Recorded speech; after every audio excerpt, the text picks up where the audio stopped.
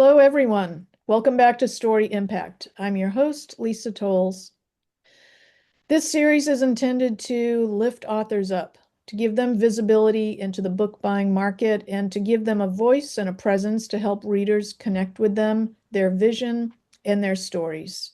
But this series is really about the story behind the stories, the creators and visionaries, about what their process looks like, where they get their inspiration, and the purpose that drives the creation of their books. I want to know what brings them back to the keyboard and that empty page day after day. As well as being a host for this series, I'm also a crime novelist, and you can find my books on Amazon and on lisatowles.com.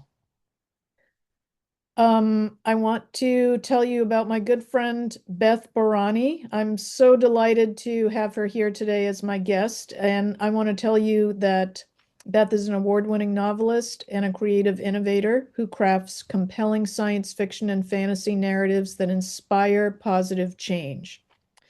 As a filmmaker, novelist, podcaster, she specializes in creating magical tales of adventure and optimistic futures that challenge and empower audiences to envision better tomorrows.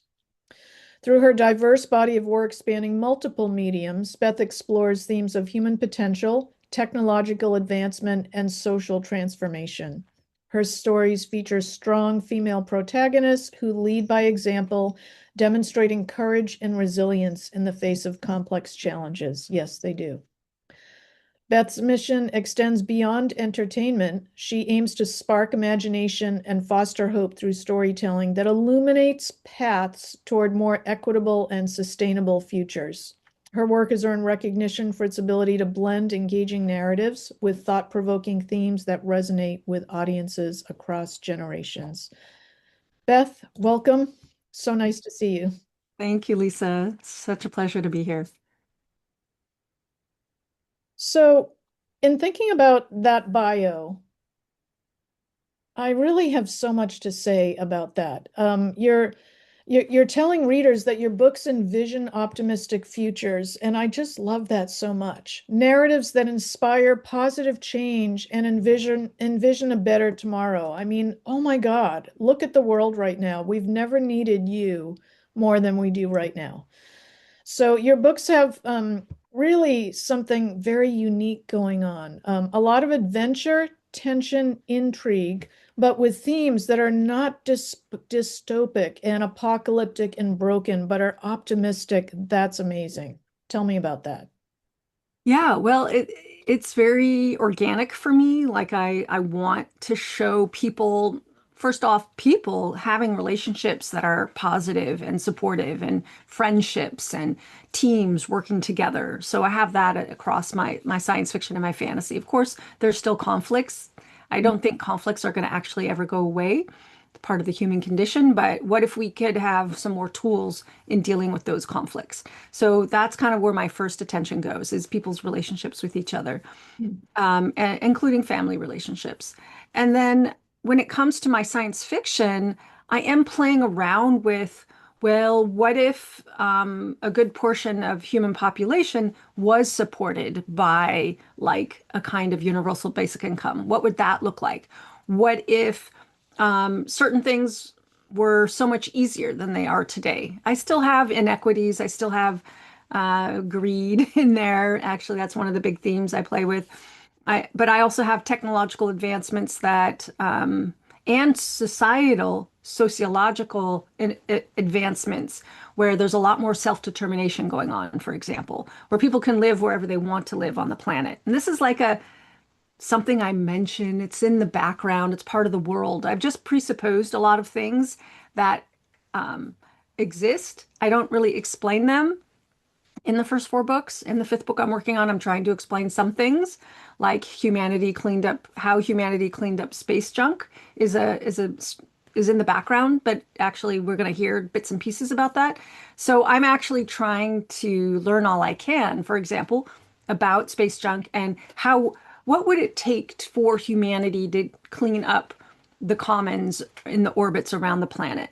So I am working as like a visionary, as a futurist, doing my research, seeing what people are really doing today and like extrapolating. Well, what if XYZ happened 30 years from now 35 years from now, and there was a worldwide effort to clean up space junk, and for all these certain reasons, and then of course something bad has to happen, and, in one tiny corner, and that has reasons, and because I really don't think human greed is going away, and human motivations to create chaos. I don't think that's going to go away.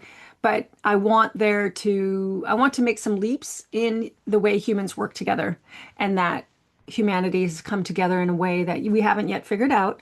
But I'm just presupposing a few things and thinking deeply about what would create the change and how does change happen up to now. Like, how did, for example, democracies start? Or like, I have researched the international maritime laws. I'm like, how did those start?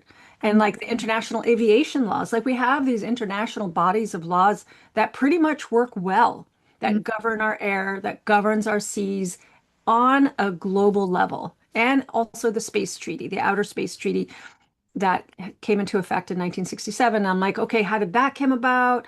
And a lot of people are trying to update that, and that's actually in the works. And so there are a lot of international bodies doing really good things, but they didn't just come out of nowhere. They evolved because of people doing things, coming together, making decisions. And Mhm. so I'm like extrapolating into the future. Well, what if we had good space lanes laws that would govern how we treat the commons around this planet?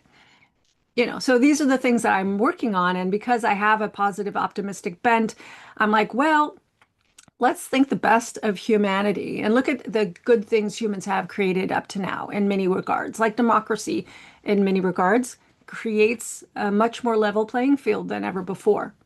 It's not perfect. It's totally not perfect.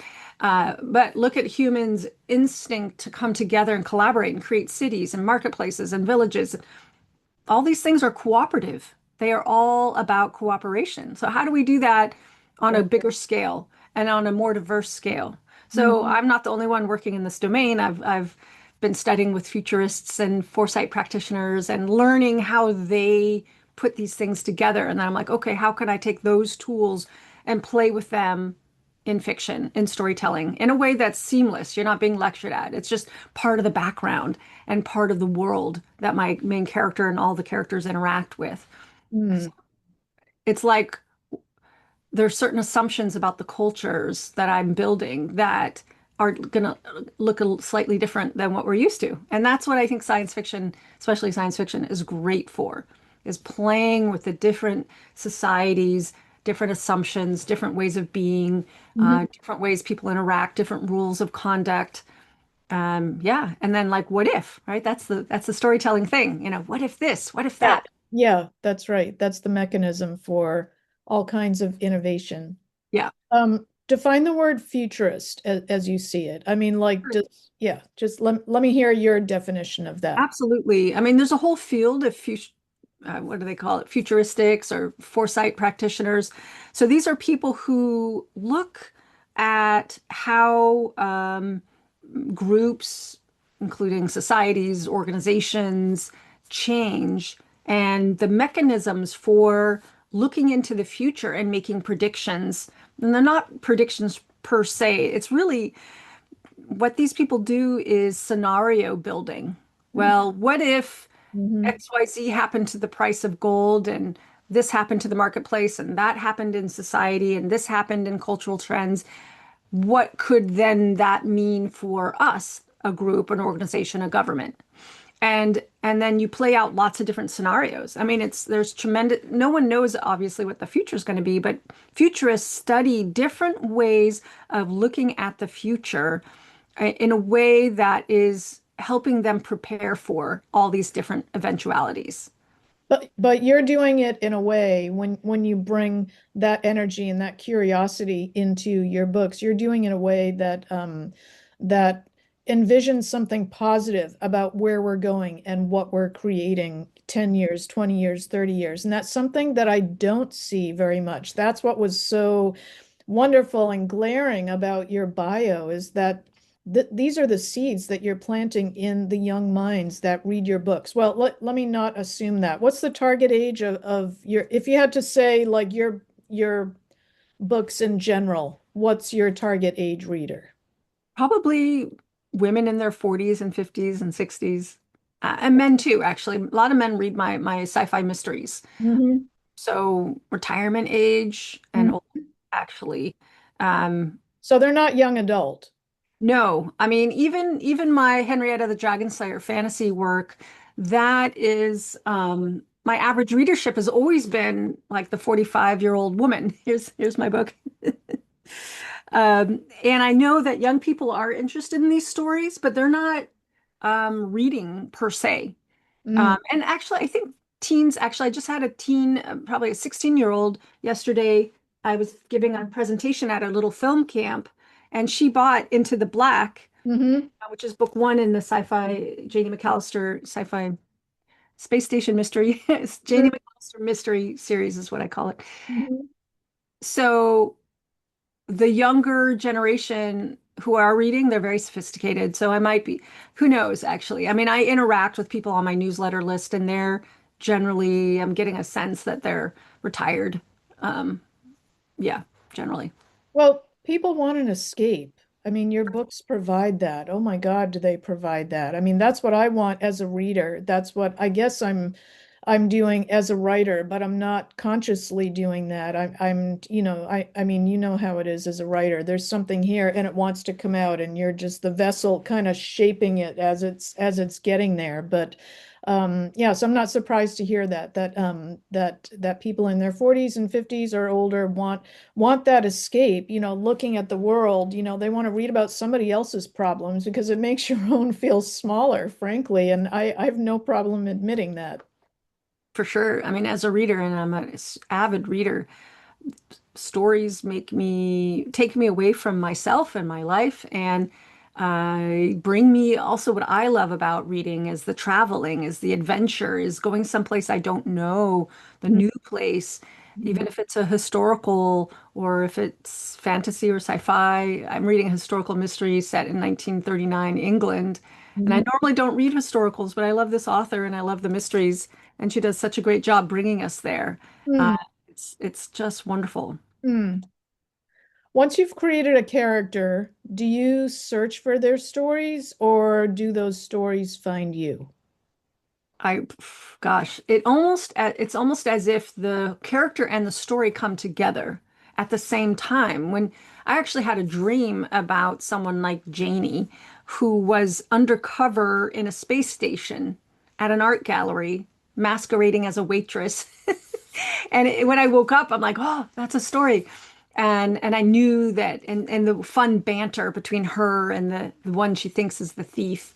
And it just came to mind sort of these classic stories where the banter is there, the high stakes, the heist, the thefts, the smart, undercover operatives. And so it's like she came and the story came, the kind of story came right together. And I would say that's very common. Like Henrietta, the Dragon Slayer, she came to me as a dragon, Henrietta the Dragon Slayer, right? That totally tells you already Yep. that she's done these things and now she's about to do a new thing. And so the character comes often with their story. I would say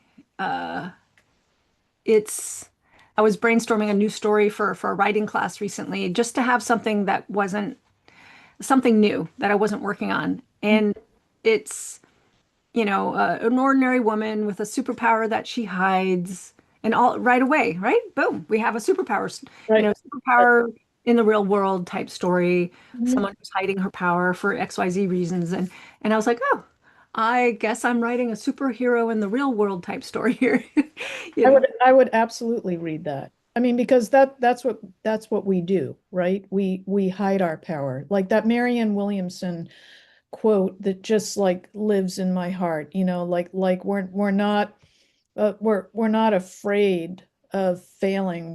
This is just a terrible paraphrase, but we're afraid of succeeding and being visible. We're afraid of shining our light because it might outshine other people. And like the idea of like having a superpower or any power and hiding it just is so universal, I think, especially for women, but just in general, I mean, so that's really wow.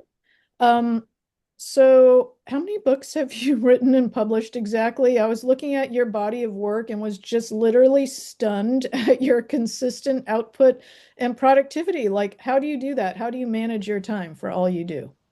Yeah, well, I want to say right back at you, Lisa. I've been watching you for years. I know we worked together initially way back when, and then I've just been watching you like boom, year after year, book after book. I watch your productivity and I got to see your beautiful workspace. Like you have got, yeah. So you could answer the same question. Um, I have good role models, but oh, well, I have 12 novels out there, including the five we didn't talk about that. I have five short, sweet paranormal romances yeah. that are novella length. So 12 are out. I have five nonfiction books. It's almost like I can't not create. I remember there was a time recently where I'm like, oh, I'm not going to create any new classes. And then all of a sudden I get a question. I'm like, boom, I'll create a class on that. So there's a natural desire to be productive, which is part of my well-being and happiness. And because I am a writing teacher and a coach by day, and I really became that so that I could be in the mix all the time. It's almost like self. I get to when I get to help other writers, I get to help myself. And so one of the things that I'm always helping writers with is how do I make time for writing? Mm-hmm. It was a bit of a struggle when I started my business to center writing, but it took me a few years to really bring it back into the center. And I would say the biggest way I do that is I think of myself as my best client. I'm like my premium client. So what do you do with your premium client? You make time for them. No Mm-hmm. questions asked. There's no question. Oh, I need to work on this client's pages and I need to, oh, I'm going to meet with my client. So I reverse engineered my favorite writing pattern that I had very unconsciously. When I was starting to write fiction, I would take myself to a cafe and around lunchtime, have lunch and journal write and then write fiction. And I did that at the beginning, at the very beginning. I didn't even know, I was just learning. Mm-hmm. And then I did that with the first book. I did that with the second book. I did that with the third book. And I'm like, oh, there's a pattern here. My natural inclination is to walk to a cafe, have lunch, journal write, and then write fiction. So that has become my routine. I've blocked off time in the middle of the day where I am walking to the cafe, having lunch, or sometimes I'll have lunch at home, but it's the walk that is very important to me. Sit Yeah. down at a wonderful setting that is full of lots of vitality and people Mhm. and then put on my headset, turn on my music, and work on fiction. I remember I was going to ask you about your process, so I'm glad you naturally went there. I I too write in cafes, like busy, loud cafes, because it kind of forces me deeper into my head. Tell me about the journaling part of it. Are you kind of like doing like an empty cup kind of thing to clear your mind, or like why? How does that help you? Yeah, I started doing that, I think with my second novel. I was very conscious of kind of like feeling my way through the process. And so at that time I used journaling to ask myself questions. What's happening next? How do I feel about it? What do I want to do about it? And then also anything else. Because I've been journaling since I was a teenager and had the experience of just like how therapeutic it is to just write, whatever is inside of you. Unfiltered. So Hmm. yeah, I do a combination of that, and I call it my journal to write. And I have Scrivener, which is a fabulous writing software that where all my story Bible stuff is, my first draft is, and now it's also where I put the journal to write. And it's just this ongoing, like a log entry, like captain's log. But it's more than that. It can be anything I want it to be. It's a blank canvas. It's permission to say whatever, including to-do lists, including other things that are, including marketing, including whatever, ranting, including meandering, including self-talk, interviewing my characters, whatever. So I actually start with that. I start with the journal to write or journal to edit, whatever whatever phase I'm in, and I just brain dump whatever I want. Sometimes it's a lot, sometimes it's a little, sometimes it's like, oh, I'm ready to get into edits. Boom, and I open up the manuscript and I start editing. So it's really, it's permission is what it is. It's like the big total permission slip to show up for my creativity, show up for what's alive for me, because that's how we find the stories, right? That's how we get into our art, is we have to be alive. We have to bring our whole self.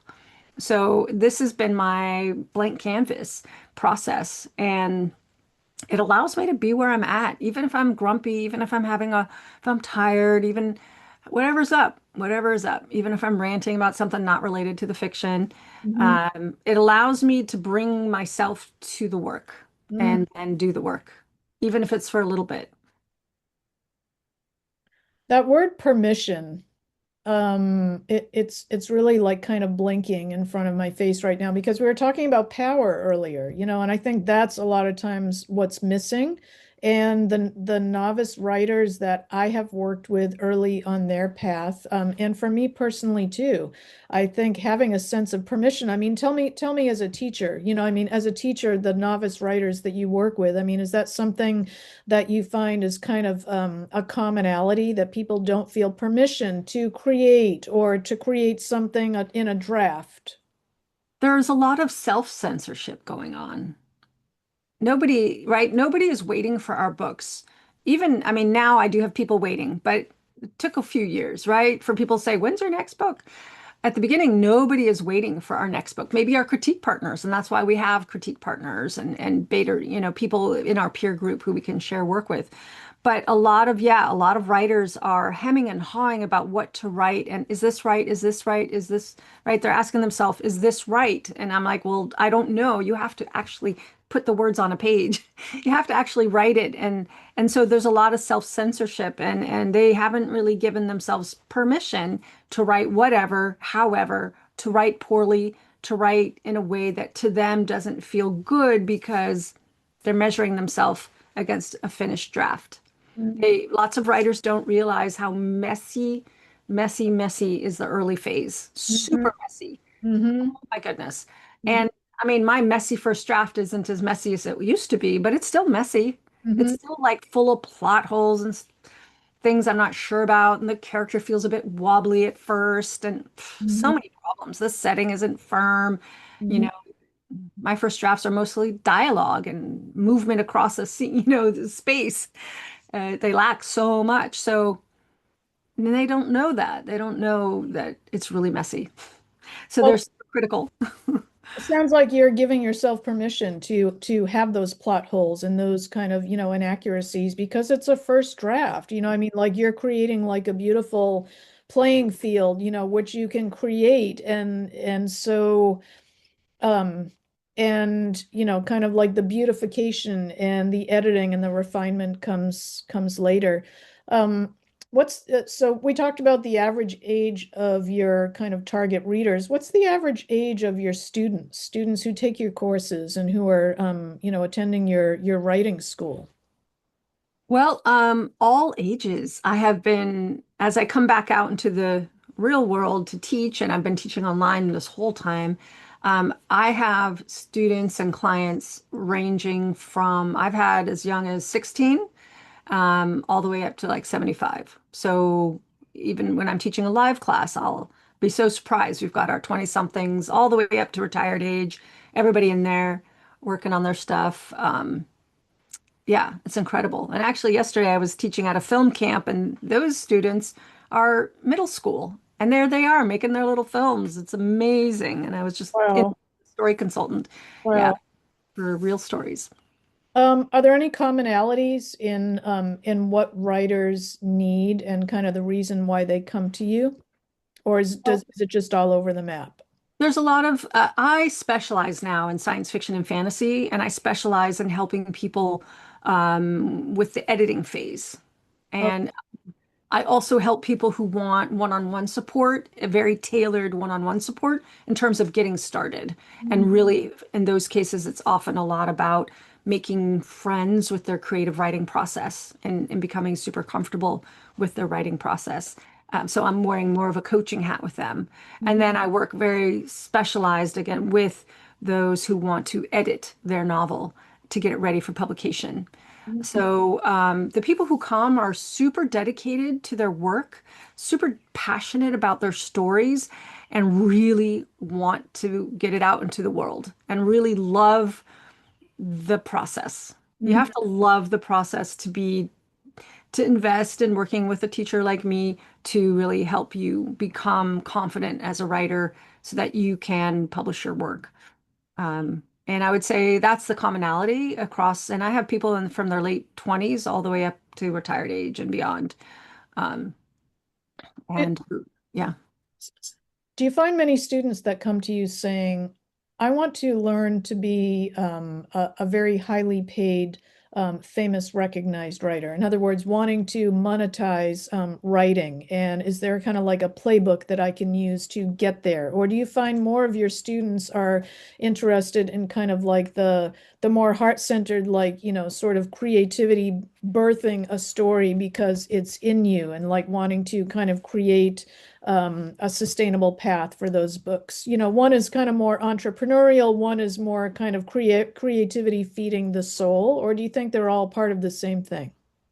Well, I notice, I mean, I believe in creative entrepreneurship, which is something, I'm going to actually be offering a course for folks who want to be creative writing professionals Mm. and wear that hat, but come from being creatives, having being storytellers too. Mhm. When it comes to the writers I work with, they are deeply in the creative work. They want it to be that beautiful expression of themselves.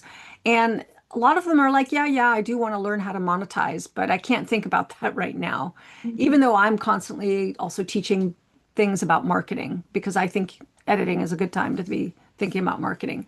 So but it takes someone who's kind of in the marketplace already to start to realize that. Most of my writers aren't yet published.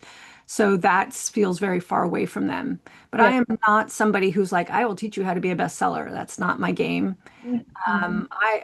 I'm more on the sustainable route. Like, Mhm. you want writing to be part of your life? Let's focus on that. And not just writing, but the writing, editing, publishing, marketing. So I focus on sustainability and I do focus on marketability, but not from what does the audience want? I start with what the author wants, Mhm. what's inside the author's heart. And then we look at how do we make what you created marketable? And so I'm working with people doing really unusual, unique things and coming at it in unusual, unique ways. Mhm. It's like, let's honor what you've created and let's see how we can connect that to the marketplace. Mhm. So much wisdom there. How do you view the tectonic shifts in the publishing landscape over the past few years? Like we read a lot about them. We read a lot about the different platforms, and a lot of the news that we read is not necessarily good. You have such an optimistic view of this industry and of the future. Do you think these are good changes and new opportunities, or what are your thoughts? I've always been a proponent of independent publishing and self-publishing. I myself am independently published. I've actually helped people and groups publish their own work. I really love these tools that allow us to go direct to the readers. Mhm. As long as you create a beautiful, professional looking product, the reader doesn't know that it's independently published. They just know whether or not it fits their need and their desire. That's all they care about. So, both with publishing and with marketing, we have the opportunity to go direct to our readers. And I have always loved that. Yeah. I mean, I was before Kindle even became a thing, I was dabbling in ebooks. At the time, it was like PDFs. And as soon as Kindle started happening for authors, I was dabbling in that. And I mean, I tried for New York Publishing and I almost got there, but it crossed right with self-publishing happened. And I Mhm. decided to stop waiting for the agents to get back to me. So Mhm. I decided to independently publish, Henrietta the Dragon Slayer in 2011. And I'm happy with it because I get to be in charge and control and make all the choices and then learn all the parts, everything. Because I used to be a book producer for folks and layout and covers and all of Mhm. it. Wow. All right, so we have just a couple minutes left. What would you say is your singular purpose as a writer, and what do you really want to leave readers with when they finish one of your books? Well, I really want to leave them with a transformative experience of some kind and with the ability to like come back into their own life changed in some way for the better. often because of an emotional catharsis and because of some self-realization. I feel like my job is to empower. My job is to say, here's some awesome tools and some ways to wield them. Now you go and bring your dreams to life. I feel like with today's tools, we can create what we want to create. And part of that, I have to say, is also kind of a new mission I have, is that everything is better together in community. And to bring, to say, hey, who wants to come with me? Hey, I want to do this thing. Who wants to come with me? Hey, I want to do this fun project. Who wants to join in?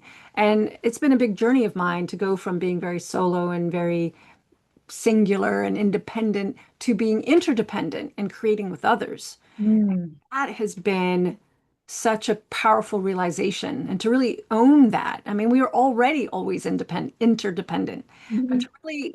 to really be celebrating that and to be helping others and having others help me.